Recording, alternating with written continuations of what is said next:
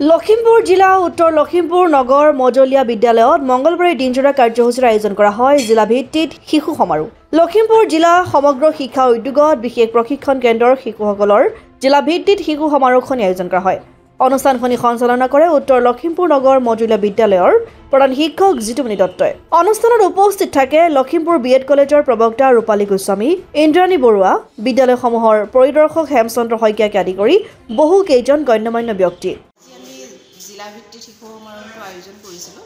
আমাৰ যিসকল ছাত্ৰ ছাত্ৰী বিদ্যালয় বহিৰ্ভূত তেওঁলোকক আমি আমাৰ বিশেষ প্ৰশিক্ষণ কেন্দ্ৰসমূহত পাঠদান কৰাওঁ আৰু পাঠদান কৰাৰ পিছত তেওঁলোকে যেতিয়া যিখিনি অৰ্হতা আহৰণ কৰে তাৰপিছত তেওঁলোকক আমি মূল বিদ্যালয়খনত মুকলিকৰণ কৰোঁ।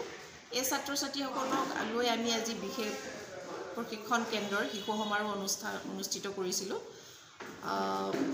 সকলোৰে সহযোগিতা আছে আৰু ছাত্ৰ ছাত্ৰীসকল লগতে শিক্ষা সেৱক সেৱিকাসকল সকলোৱে ইয়াত সহযোগ কৰিছে। সকলো ছাত্ৰ ছাত্ৰীয়ে সুন্দৰকৈ পাৰ্টিচিপেট কৰিছে। বিভিন্ন ধৰণৰ এক্টিভিটি, যিহেতু আমাৰ দলীয় নৃত্য আছিলে, কবিতা আবৃত্তি আছিলে, খেল ধেমালি আছিলে, সকলোতে তেওঁলোকে অংশগ্ৰহণ কৰিছে আৰু আমাৰ অনুষ্ঠানটো খুবেই মনোৰঞ্জন আৰু আনন্দদায়ক কৰি তুলিছে।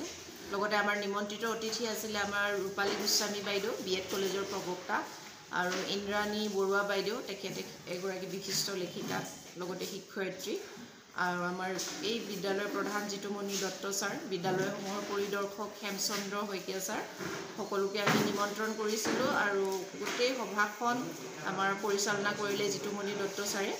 আৰু নিমন্ত্ৰিত অতিথিৰ ভিতৰত আছিলে জিলা আঁচনি বিষয়া নিভাৰণী শইকীয়া, বৰ্ণালী চিন্তে আৰু মায়াশ্ৰী দত্ত, সকলো উপস্থিত হৈছে আৰু নৃত্য গীতেৰে আমাৰ অনুষ্ঠানটো আজি সুন্দৰকৈ আমাৰ সামৰণি পৰিছে।